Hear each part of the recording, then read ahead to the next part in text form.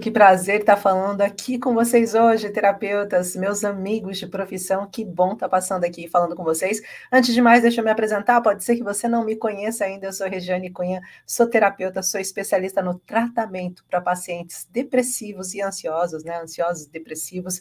E com isso também quero ajudar vocês que são terapeutas a se tornarem especialistas no tratamento a pacientes depressivos e ansiosos. E o que é ser especialista, né? Ser especialista é você ter um diagnóstico assertivo, é você conseguir ter resultados no seu primeiro atendimento, é você conseguir ser indicado para outras pessoas, para outros pacientes que queiram e precisem de tratamento e ter o seu nome na ponta da língua para dizer, olha, eu fui naquela pessoa e ela realmente me ajudou. Ser especialista é você conseguir fazer a diferença na vida das pessoas. Ser especialista é você conseguir ter uma base de clientes que de fato faça com que você possa viver de terapia. Então é isso que eu desejo para vocês, terapeutas. Quando vocês se tornam especialistas, vocês conseguem de fato focar em ajudar mais ainda o paciente, porque vocês têm domínio total sobre aquilo que vocês falam, tá? Então é aqui que vocês vão vir para aprender um pouco mais sobre isso. E hoje a gente vai estar falando no quadro Por Trás do Sintoma, que é um quadro que acontece aqui dentro do canal Terapeutas Pro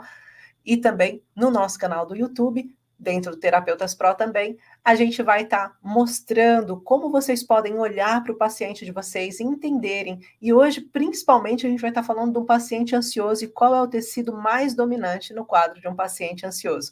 Mas antes de começar a falar sobre isso, eu sei que muitas pessoas que me seguem, muitos terapeutas que estão aqui, podem ficar com dúvidas de algumas coisas. Então, eu quero clarificar um pouquinho antes de chegar em tecido, porque pode ser a primeira vez que você está ouvindo. Inclusive, se você estiver assistindo essa live, seja no replay ou se estiver assistindo agora, você pode colocar nos comentários. Você já ouviu falar de tecidos embriológicos? Você sabe como entender isso e o porquê que isso pode afetar a vida do seu paciente? Bem, se você não sabe, eu quero começar explicando isso primeiro para você. Da onde que vem essa teoria e como que ela pode ajudar você, profissional, a trabalhar, a atender mais e ter mais pacientes para atender, porque você sabe algo que, felizmente, ajuda a vida de centenas de pessoas. Então, a primeira coisa que a gente tem que pensar é, se você está atendendo o seu paciente, você vai falar de tecidos, né, embriológicos, se você vai falar desse termo, vai ficar confuso para ele não vai se interessar. O que eu quero que você aprenda, terapeuta, é a trazer resultados. Mas para isso você precisa saber da base do que a gente vai estar trazendo aqui. E essa primeira base que eu vou trazer para você, dos tecidos embriológicos, é esse olhar que o nosso querido Dick Hammer, ou seja, que o Hammer teve lá no passado, na história dele, através, eu falei Dick Hammer, mas não é o Dick Hammer é o filho dele, ele é o Gerard.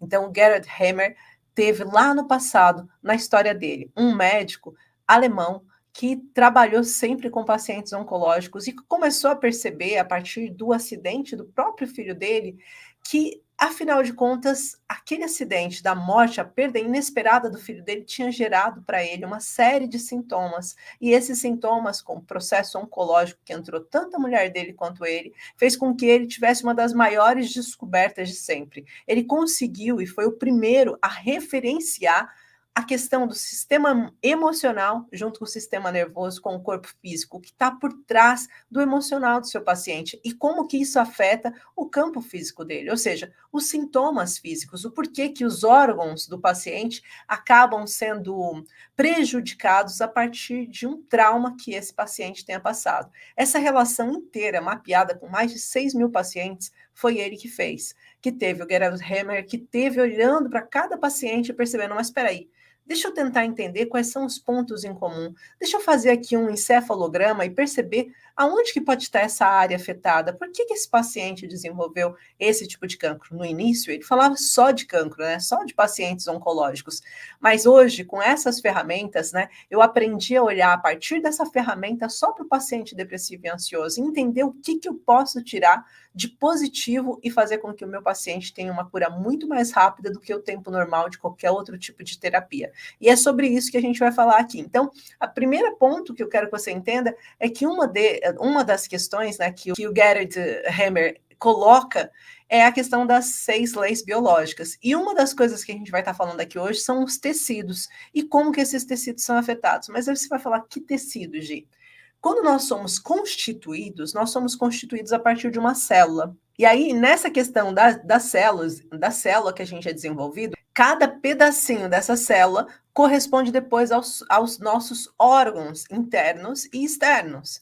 Então, quando a gente está em processo de formação, ali ainda indo, o óvulozinho indo ainda para o útero materno, a gente tem essa célula, que é dividida entre 3 tecidos, ou mais conhecidos como folhetos embrionários. E daí a gente tem, então, um mesoderma, a gente tem o ectoderma e o endoderma, que são os 3 tecidos, os 3 folhetos embrionários que fazem com que todos os nossos órgãos sejam desenvolvidos. E para que saber disso? E por que saber isso pode ser uma virada de chave no seu atendimento, terapeuta?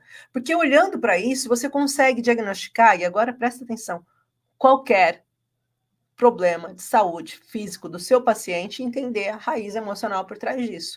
No quadro do paciente depressivo e ansioso, isso é um ganho maravilhoso, porque a maior parte dos pacientes que têm ansiedade e depressão não conseguem dizer com propriedade o que fez com que eles entrassem num quadro ansioso. Às vezes eles vão ter algumas questões, vão ter alguns pensamentos, eles vão dizer, eu acho que foi porque eu passei por isso. Gi, eu acredito que seja porque depois do divórcio, eu comecei a ficar uma pessoa depressiva, mas será que foi aí que começou mesmo a depressão do seu paciente? E se você estiver tratando numa coisa que você acredita que é a origem da depressão do seu paciente, de repente você descobre no meio do caminho que não era aquilo.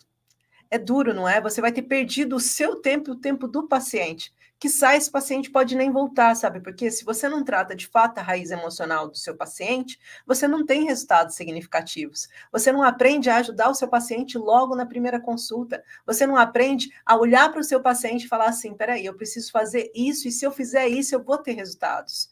Então você não aprende a olhar dessa forma. Por isso que eu quero trazer esse conteúdo aqui, partilhar com vocês, meus amigos terapeutas, para vocês conseguirem compreender, né? Alguns terapeutas, eu passei por essa dor também, tem essa dificuldade de entender quando que eu consigo, de fato, ajudar o meu paciente. Porque essa melhora repentina, enquanto a gente está em atendimento, a gente pode até ver.